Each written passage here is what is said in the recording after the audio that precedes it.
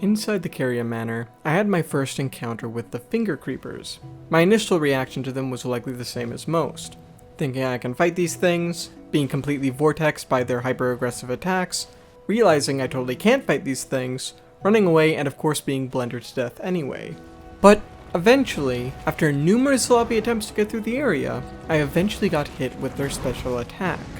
Despite the oncoming death, it was a pretty amusing experience, because alongside anyone else who's played the original Demon Souls, I realized this is the exact same animation and tactic utilized by the Mind Flayers. The Mind Flayers were the prison guards of the Tower of Latria, who, being true to their role, attempted to prevent you from escaping by paralyzing you with a fast projectile. Once paralyzed, the game would loop you in this same animation for a few seconds, which was more than likely enough time for them to giddily sprint forward to grab and probably kill you.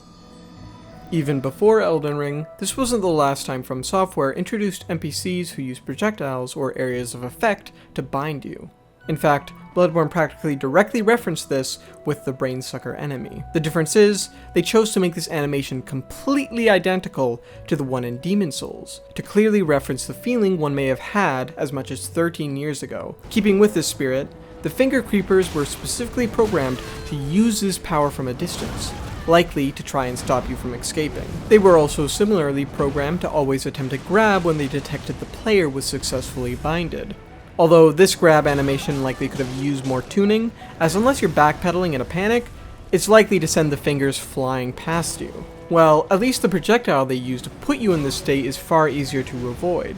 And thankfully, Miyazaki didn't decide to arbitrarily give it infinite hyper armor all throughout its casting animation. Seems they learned from that mistake, huh?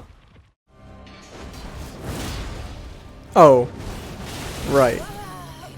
In terms of the underlying mechanics of this animation, it's quite unique as far as damage states go.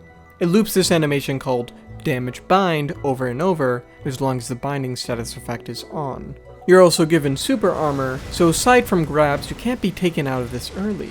Also, since there's no exit animation programmed in, the moment the effect dissipates, you can instantly cancel the animation at full sprinting speed, which looks pretty funny. There actually seems to be one unused damage state that works similarly to Damage Bind, and that is this sort of sickness walking state, which looks like it would function like a far simpler version of the enfeebled status from Sekiro, which not only caused you to slow walk with a custom animation, but also changed your appearance and the animations and functions of basically any action you do. Maybe this was how they planned to implement some versions of Scarlet Rot or regular poisoning. Funnily enough, the third animation in this set, which I'd imagine is the exit animation, is just the animation for Flaming Strike, which probably was just there to act as a placeholder. Maybe I'll take a closer look at this later and try to restore it. But yeah, this reference was just something cool I noticed on my first playthrough. I hope you guys enjoyed it as much as I did. Subscribe if you'd like to see more content like this. Check out my Patreon if you'd like to join the lovely people on screen now, and I'll see you all later.